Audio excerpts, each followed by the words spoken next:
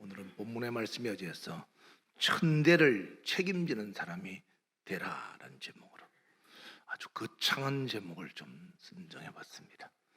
천대를 책임지는 사람. 대단히 책임 있는 사람이죠. 여러분 모두는 여러분의 가문의 천대를 책임지는 사람이 되시기를 주의 이름으로 축원합니다. 어린 아이일수록 말귀를 잘 못 알아듣습니다. 또 설령 알아듣는다 할지라도 그것을 행동할 때까지는 꽤 많은 시간이 걸립니다. 이와 같이 영적인 어린아이도 하나님의 말씀을 들어도 잘 깨닫지 못하거나 아니면 그 말씀을 듣고 실천하는 데까지는 상당히 많은 시간이 걸리죠. 그러나 영적으로 성숙한 사람은 작은 목소리에도 하나님의 뜻을 분별하고 그 말씀을 잘 지키는 사람입니다. 그래서 나중된 자가 먼저 되는 사람도 있고 또 먼저 된 사람이 나중된 사람도 많다고 우리 주님은 말씀하셨습니다. 근데 이제 하나님의 말씀을 어떻게 받아들이냐 하는 거죠. 그냥 TV에 나오는 뉴스의 앵커로 생각하면 그냥 들어도 되고 안 들어도 되는 말이고, 그러나 하나님의 말씀을 요한복음 12장 50절 말씀처럼 예수님처럼 그 말씀을 명령으로 받아들이면 하나님 앞에서 그 명령을 우리는 불순종할 수가 없다라는 거죠. 하나님 말씀을 내가 들으면 살고 듣지 않으면 죽는다라고 하는 사느냐 죽느냐의 기준을 두고 하나님 말씀을 듣는 사람은 절대로 예배 시간에 졸거나 또 예배 시간에 딴 생각을 하거나 핸드폰을 만지작거리고 그러지는 않을 것이다 이 말이에요. 내가 이 말씀을 듣지 못하면 죽는다고 생각한다면 어떻게 그 말씀을 하나라도 놓치겠습니까? 하나님 말씀을 여러분들은 성숙한 그리스도인이 되어서 하나도 놓치지 않고 귀담아 잘 들어서 행동하는 여러분 되기를 주의 이름으로 축원합니다. 오늘 본문의 말씀은 출애굽, 말 그대로 애굽에서 나온 이스라엘 민족에게 하나님께서 하셨던 말씀이죠. 어떻게 했느냐? 하나님이 애굽에서 430년 동안 종살이하던 그들에게 모세로 말미암아 애굽에서 데리고 나와서 그들에게 가장 먼저 가르쳐야 할 것이 바로 예배에 있습니다. 예배에 대한 훈련이었고, 그리고 두 번째가 뭔가 하면 그 예배를 통하여 듣는 말씀에 대한 순종을 가르치는 것이 목적이었습니다. 그래서 출애굽기를 통하여 애굽에서 나온 40년 광야 생활은 하나님이 끊임없이 40년 동안 출애굽 이후에 광야 학교를 다니면서 40년 동안 가르치는 과목이 뭔가 하면 예배 과목과 하나는 예배에 통한 말씀에 대한 순종하는 과목이었습니다. 이스라엘 민족이 무슨 학점을 받았을까요? A 학점 받은 사람도 있고 B 학점 받은 사람도 있고 F 학점 받은 사람도 있겠죠. 모두가 A 학점을 받았더라면 아마 전부 다 약속의 땅 가나안에 들어가셔서 전부 누렸을 겁니다. 근데 그렇지 못했습니다. A 학점을 다 받지 못한 거죠. 그래서 결국 중간에 60만 명이나 되는 엄청난 사람이 다 죽어서 하루에 장례식을 24번씩 이상 치르는 그런 엄청난 사건이 벌어지게 된 겁니다.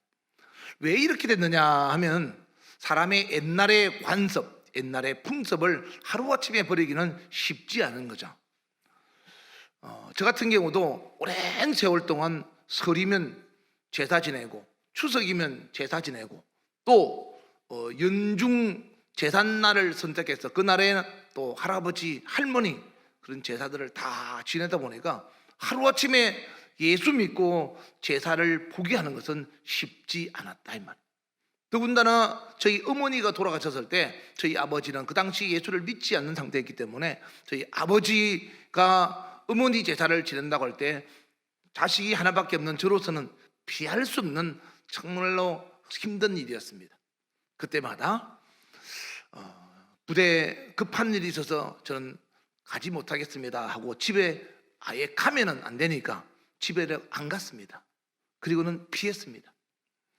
이렇게 하는 것이 참 쉽지 않습니다. 그런데 돌이켜보면 저희 아버지가 혼자서 생선을 굽고, 우리 어머니 돌아가셨으니까 생선을 굽고 딱 제사 음식을 해서 혼자서 제사를 지낸다는 것이 안 가는 자식된 도리로서도 아버지한테도 못할 짓이고, 가서 또 아버지와 더불어서 함께 제사를 지낸다는 것도 하나님 앞에 못할 짓이고, 그러다 보니까 아버지 앞에 못할 짓일지언정 하나님 앞에서는 못할 짓을 하지 말자라고 정해서 제가 안 가고 제사를 거절하게 돼서 끊게 되다 보니까, 세월이 지나니까 저놈은 제사 때는 아예 안 오는 몸이구나 하고 그렇게 해서 제사를 안 지내게 된 거죠.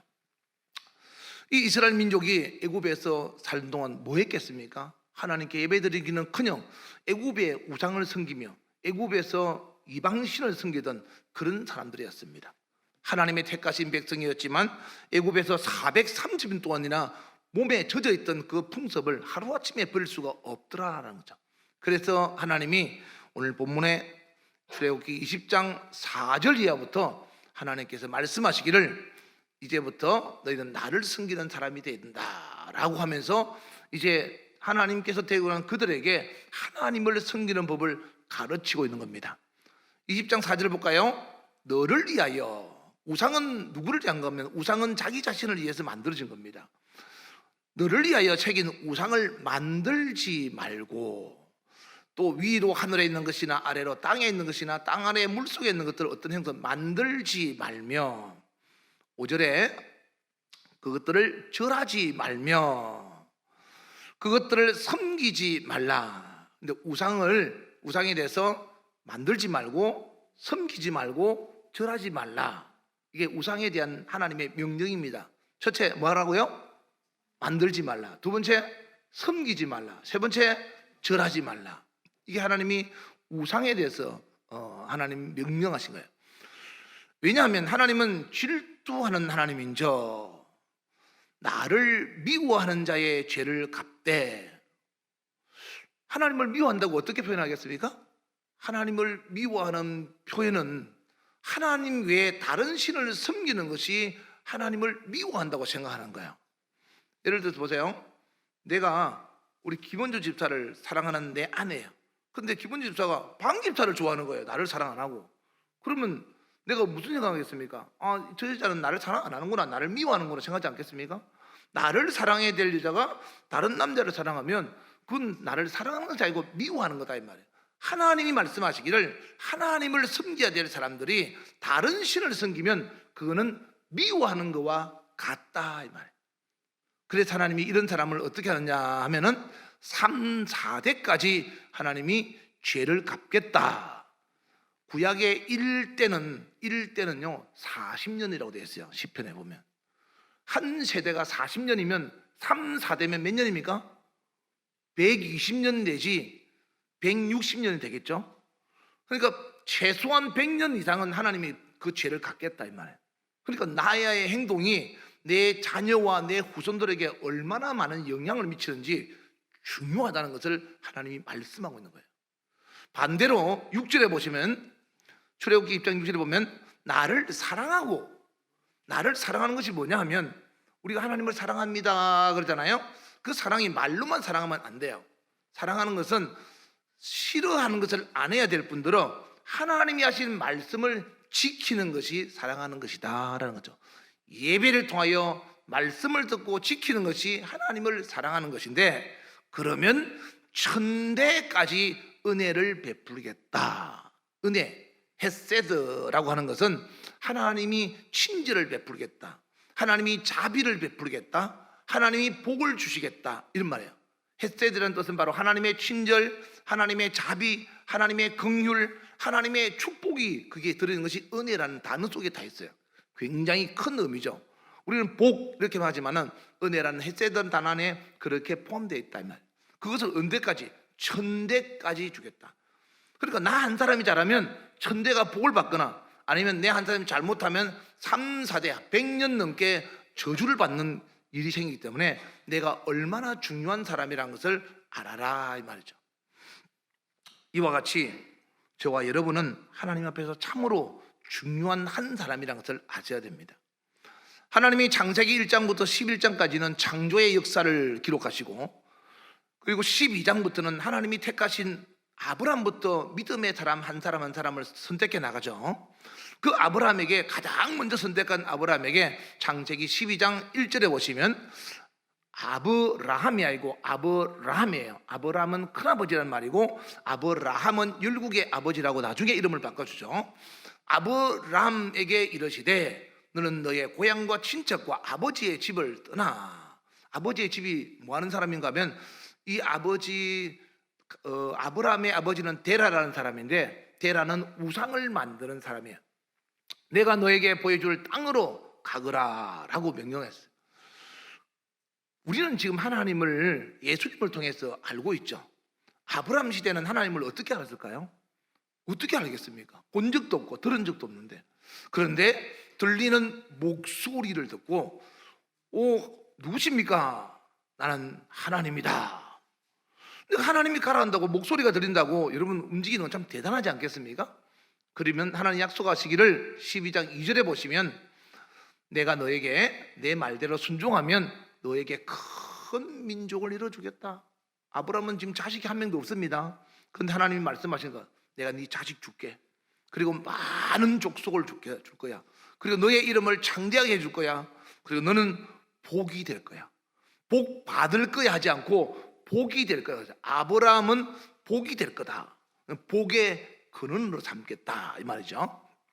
그리고는 3절에 보시면 너는 네가 축복하는 자를 나도 너를 지지해서 축복하고, 네가 저주하면 나도 너가 저주하는 사람을 저주하겠다. 다만 너로 말미암아 많은 민족이 복을 받으리라 하고 아브라함에게 약속하는 거예요. 이런 것을 언약이라고 하죠. 언약, 말씀으로서 서로 약속하는 거. 이런 조건적인 언약을 통해서 아브라함은 드디어 자기 아버지 데라가 섬기는 우상을 버리고 집을 나서게 됩니다. 그래, 아브라함은 그런 복을 받았느냐? 실제로는 아브라함은 그렇게 많은 복을 받았다고 성경은 나와 있지 않습니다.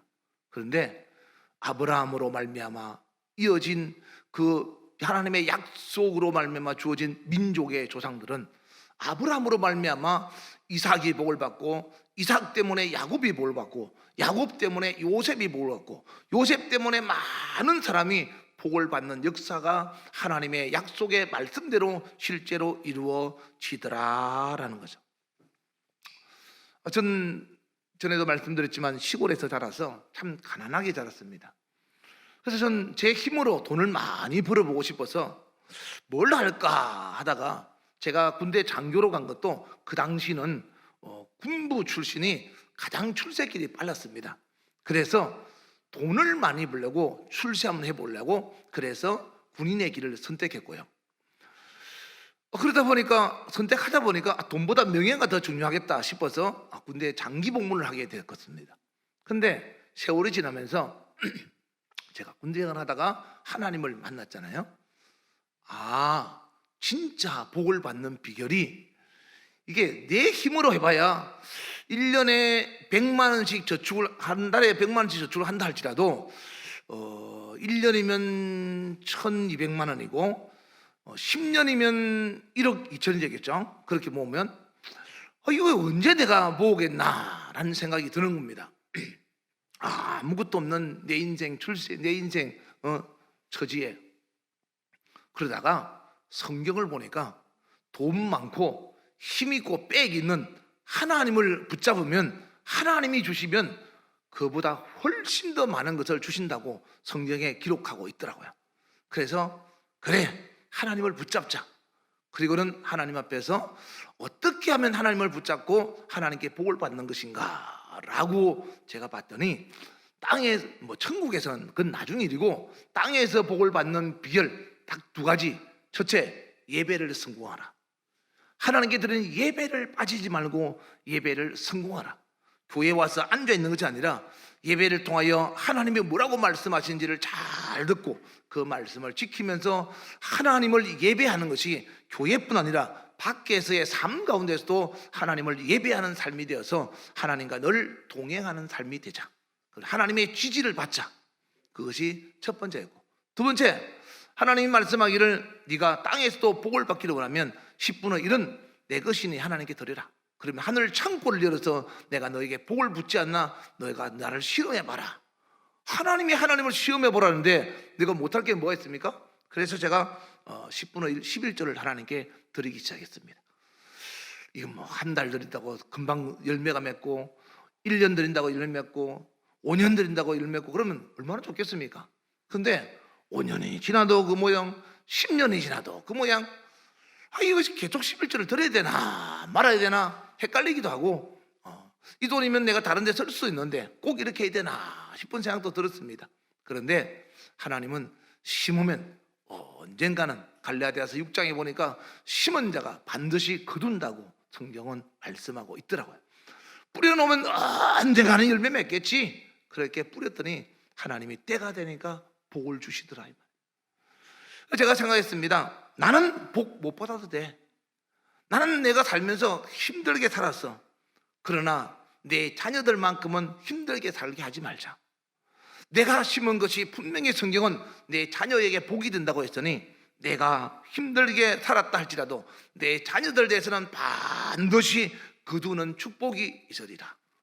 그렇게 자녀들을 위해서 살다 보니까 자녀들이 잘 되니까 부모도 잘 되게 되더라고요. 보니까 우리가 살아가면서 나의 삶이 내 자녀에게 얼마나 복이 되는가, 아니면 성경의 말씀처럼 하나님을 미워해서 저주의 삶이 되는가는 우리가 선택해야 될 가장 중요한 기로라는 거죠. 설이라고 우리나라 전 국민 5,100만 중에서 2,650만 명이 움직인다고 합니다. 2분의 1 이상이 움직이는 거죠. 두 사람 중에서 한 사람은 움직인다는 거죠. 언젠가는 설이라 추석이라서 고향을 찾는 것처럼 저와 여러분도 언젠가는 하나님께서 정하신 날에 우리의 본향인 하늘나라로 가야 될 날이 옵니다. 천국으로 가야 될지 지옥으로 가야 될지 그는 우리는 아무도 모릅니다. 다만 우리는 지금 천국으로 가고자 하는 후보자일 뿐이죠. 후보생입니다. 당선된 것은 아니고 후보자입니다. 한 명만 뽑느냐? 그렇지 않습니다. 교회마다 하나님께서 전부 다 데려가는 교회도 있을 것이고, 교회마다 전부 다 데리고 가지 않는 교회도 있을 것입니다. 교회마다 어떤 일부만 데려가는 교회도 있고요, 일부만 데리고 가지 않는 교회도 있을 겁니다. 교회를 다닌다 해서 전부 다 천국에 가지는 않습니다. 내가 저 사람보다 신앙생활 잘한다 해서 나만 가는 것도 아니고, 천국은 상대적인 평가가 아니라 하나님의 기준에 의해서 하나님 보시기에 합당한 삶을 살아야 되는데, 특별히 우상숭배는 하나님을 미워하는 것과 같다라는 거죠. 이런 전리기가 찾아오면 사람들은 세상 전리기를 통하여서 하나님 앞에서 정말 해서는 안 될 일들을 합니다.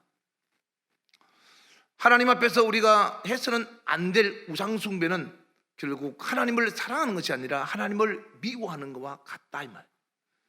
심지어는 세상 사람들은 하나님을 몰라서 그렇다 할지라도, 심지어는 교회들마저도 추도 예배라는 명목을 삼아서 하나님 앞에서 해서는 안 될 하나님을 살짝 속이는 듯한 그런 행동을 한다 이 말이에요. 성경은 죽은 자는 죽은 자로 하여금 제사하도록 했습니다. 우리가 살아가면서 하나님 앞에서 해서는 안 될 이런 일들이, 세상 절기가, 성경은 에베소서 2장 2절에 보면 하나님께서 뭐라고 말씀하시는지 에베소서 2장 2절 한번 볼까요? 유미야, 에베소서 2장 2절 다 같이 한번 보겠습니다. 그때 너희는 그 가운데서 행하여 이 세상 풍조를 따르고 공중의 권세 잡은 자를 따랐으니 곧 지금 불순종의 아들들 가운데 역사하는 영이라. 말을 어렵게 써놨죠. 쉬운 말로 이런 겁니다. 세상 풍습은 악한 영에 의해서 만들어진 것이다 라는 거죠. 교회의 절기만이 하나님의 절기라고 성경은 말씀하고 있기 때문에 진정한 절기요, 세상의 절기는 바로 악한 영에 의해서 하나님을 대적하게 해서 만드는 절기다. 그래서 이런 절기를 따르면 안 된다. 어떤 교회에 제가 홈페이지에 안 들어갔더니 추도 예배 순서지를 올려놨더라고요. 교회가 굉장히 큽니다. 그래서 제가 그 목사님 존경하고 그래서 전에 다른 일 때문에 제가 홈페이지 무슨 일, 교육 때문에 들어가서 하긴 했는데 추석이라고 추석 추도 예배 순서지를 올려놨더라고요. 그래서 제가 보면 참 실망을 했습니다. 어떻게 큰 교회에서 이렇게 성도들에게 성경에 없는 것을 가르쳐서 성도들로 하여금 죄를 짓게 만드는가 라고 생각했을 때 참 마음이 안타깝고 불편했습니다. 그래서 성경은 상대적인 것이 아니라 다 지옥 갈 수 있고 다 천국 갈 수 있고 일부만 갈 수 있고 일부만 못 갈 수 있습니다. 여러분, 인원수대로 간다면 신천지가 얼마나 숫자가 많습니까? 다 천국 갑니까? 그렇지 않습니다. 사랑하는 여러분, 여러분은 비록 하나님 앞에서 우리의 신앙이 부족하다 할지라도 절대로 악한 자의 영에 속지 말고 하나님의 말씀에 순종하는 믿음의 사람이 되시기를 주의 이름으로 축원합니다. 사람이 살아있을 때는 남편이 아내를, 아내가 남편을 배신하지 말아야 되지만 성경은 고린도 로마서 7장에 보면 남편과 아내가 둘 중에 하나가 죽으면 마음대로 시집가고 장가가도 된다고 성경은 써놨습니다. 다시 말해서 죽은 자의 법에서 노임받는다 이 말. 따라 살아있을 때는 부부가 하나님께서 맺어준 관계지만 죽는 순간에는 남남이다 이 말이에요. 부모 자식 간에도 살아있을 때는 부모 자식이지만 죽고 나면 남남이다 이 말이에요. 그러니까 살아있는 날 동안은 잘 섬기되 죽고 난 다음에는 해서는 안 될 일을 하면 안 된다 이 말이에요. 그래서 고린도전서 10장 20절에 이방인들이 제사하는 것은 누구에게 한다고요? 귀신에게 하는 거다 이 말이에요. 그럼 예수 믿는 사람이 하는 제사는 그럼 귀신에게 하는 거 아니냐? 제사 자체가 귀신이다 이 말이에요. 우리는 제사라고 하지 않고 이제 신약 시대는 예배라고 말한다 이 말이에요. 하나님께 드리는 예배만이 참 섬기는 것이요, 세상 풍습을 따라서 지내는 제사는 귀신에게 하는 것이니 너희는 귀신과 교제하는 사람이 되지 말라 이 말이에요. 심지어 시편 106편 28절에는 너희가 제사한 음식도 먹지 말라. 제사한 음식을 먹어서 29절에 보시면 그 행위가 얼마나 하나님을 화나게 만드는 건지 재앙이 그들 중에 유행하게 만들었다 이 말. 제사 음식 먹고 망하는 사람 되지 말고 제사 음식도 먹지 말고 제사 지내는데 동참도 하지 말라 이 말. 하나님 앞에서 우리는 해서는 안 될 행동, 정말 하나님 보시기에 불미스러운 일에 동참하면 안 된다 이 말. 피할 수 없거든 지혜롭게 빠져나가서 다른 일을 하라 이 말이에요. 예수님의 제자들 가운데서 아버지가 돌아가셨습니다. 예수님, 제가 가서 저희 아버지 장례식을 치르고 오겠습니다. 그랬더니 마태복음 8장 22절에 보니까 예수님 말씀하시기를 네 아버지 장례식은 죽은 자들로 하여금 장례식 치르게 하고 너는 나를 따르라. 예수님은 장례식도 허락 안 했습니다. 아버지 장례식인데. 왜 그렇습니까? 아버지와 자식이 살아있을 때 부모 관계지 죽고 나면 아무것도 아니다 이 말이에요. 그러니까 장례식도 네가 신경 쓰지 말라 이 말이에요. 장례식도 신경 쓰지 말고 살아있을 때 내 부모를 공경하고 잘하라 이 말이에요. 죽고 나면 아무 소용없다 이 말이에요. 관계가 다 끊어진다는 겁니다. 그러므로 하나님의 은혜 가운데서 영육간에 살고 있는 우리는 하나님의 은혜로 살고 하나님의 은혜 가운데서 하나님이 싫어하는 데살로니가전서 5장 22절 말씀처럼 악은 어떤 모양도 버려야 된다. 아버지, 제가 가지는 못하지만 제사 지내는데 조금이라도 보태도록 돈 조금 보내겠습니다. 그것도 안 된다 이 말이에요. 그런 거 하지 마라 이 말이에요. 차라리 부모님 용돈으로 드려라 이 말이에요. 용돈으로. 응? 악한 영들은 시시각각 우리를 갖다가 넘어뜨리려고 온갖 부모라는 동정심에 의해서, 먼저 간 자식의 동정심에 의해서 그것을 귀신에게 하는 것인 줄 모르고, 살아있을 때 부모였던 거, 살아있을 때 자식이었던 거, 살아있을 때 남편과 아내였던 정을 통해서 하나님 말씀에서 벗어나게 만든다 이 말. 그러므로 여러분들은 절대로 속지 마시고, 여러분 한 사람이 잘함으로 말미암아 천대가 복을 받을 수 있고, 천대가 은혜를 누릴 수 있지만 잘못하면 3, 4대가 저주를 받는다 이 말. 내 자녀에게 내가 정말 잘해주지를 못하면 물려줄 유서는 없다 할지라도 저주받게 하는 부모는 되면 안 되지 않겠습니까? 내가 조금만 힘쓰고 노력하면 얼마든지 하나님으로 말미암아 내 자녀들에게 복을 줄 수 있는데, 왜 내가 잘못해서 내 자녀에게 그런 해를 끼치는 부모가 되겠냐 이 말이에요. 창세기 26절 보세요. 거기 보니까 이삭이 너무 가뭄이 와서 다른 데로 이사 가려고 했더니 하나님이 말씀하기를 이삭아 가지 마라, 그곳에서 머물러 기다리라. 하나님께서 그 이삭에게 말씀하기를 내가 너에게 복을 주리라. 이것은 네 아비 아브라함이 내 말에 순종해서 너에게 복을 주는 것이다 그랬어요. 그랬더니 이삭에게 당대 100배가 되는 부자가 되게 해주더라 이 말이에요. 여러분 헌금할 때, 많은 헌금할 때 이게 천국에 100만 원이 된다 이렇게 생각해보고 헌금해 보신 적 있습니까? 아니면 최소한 이 만 원을 헌금하면 이게 30만 원 된다 이런 생각하고 헌금해 보신 적 있습니까? 성경은 30배, 60배, 100배라고 그랬어요. 주님이 말씀하셨습니다. 그러면 내가 헌금할 때 내가 1,000원을 내면 100배만 하더라도 10만 원이 될 것이고, 내가 만 원을 내면 100배가 되면 100만 원이 되겠죠? 그러니까 헌금 만 원 할 때 하나님 앞에 100만 원이 쌓인다. 그리고 그 100만 원 하나님 내 자녀한테 좀 주세요. 이런 마음으로 여러분이 하나님께 믿음으로 드려본 적이 있냐 이 말이에요. 그냥 하나님 앞에 헌금 시간 되니까 동양 주듯이 하는 그런 경우는 없느냐 이 말이에요. 믿음으로 심는 어떤 하나님 앞에서 약속하신데 하나님이 30배, 60배, 100배로 여러분과 여러분 자녀에게 복이 되어서 돌아간다 이 말이에요. 그래서 많이 심은 자는 많이 거두고 적게 심은 자는 적게 거둔다는 말이 있는 거야. 우리 집사는 보니까 매주마다 자녀를 위해서 축복 예물을 드리더라고요. 하나님, 우리는 가난하지만 우리 자녀들은 복 주시기를 원합니다. 하나님의 은혜 가운데서 꼭 복을 주셔서 저들의 삶이 우리보다 풍성하고 더 윤택하기를 원합니다.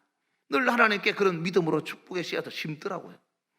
사랑하는 여러분, 우리가 부모로서 자식한테 물려주는 재산보다 더 중요한 것이 모든 재산을 다 갖고 있고 모든 부유와 권세를 가지고 있는 하나님을 움직이는 것이 최고의 축복이라는 것을 아셔야 됩니다.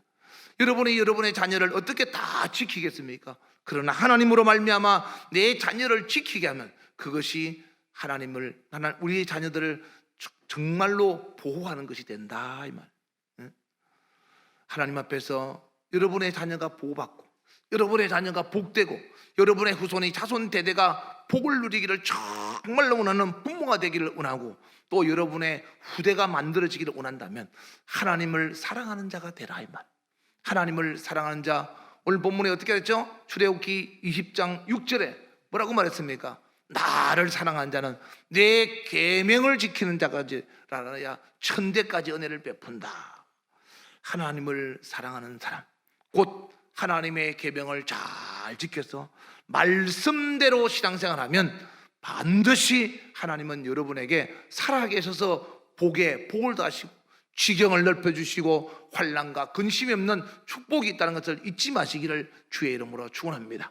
설 연휴 여러분이 혹시라도 하나님이 싫어하는 하나님 앞에서 잘못된 행동이나 말하지 않을까를 잘 돌아보시고 절대로 악한 자에게 속지 말고 하나님께서 여러분을 통하여 여러분의 자녀들이 자손 대대가 복을 받는 천대는커녕 여러분 다음 세대, 그 다음 세대, 손자들 세대까지만이라도 잘되게 하는 축복의 근원이 되어서 여러분 때문에, 나는 우리 할아버지 할머니 때문에, 나는 우리 아빠 엄마 때문에 복을 받았다고 말할 수 있는 예배에 성공하고 말씀에 순종하며 하나님의 은혜 가운데서 하나님이 주시는 복의 근원이 되는 가문의 축복이 되기를 주의 이름으로 축원합니다. 이 시간 기도할 때 하나님, 내가 천대를 책임지는 건커녕 한 2, 3세대만이라도 책임질 수 있도록 나의 신앙생활이 내 자녀에게 복이 될 수 있도록 하나님 앞에서 예배에 성공하고 하나님의 말씀에 순종함으로 말미암아 하나님의 축복이 나를 통하여 내 가족에게 내 자녀에게 임하기를 원합니다. 주님, 내가 주님 앞에서 아브람처럼 복이 되게 하여 주시옵소서. 우리 주여 부르고 기도하겠습니다. 주여.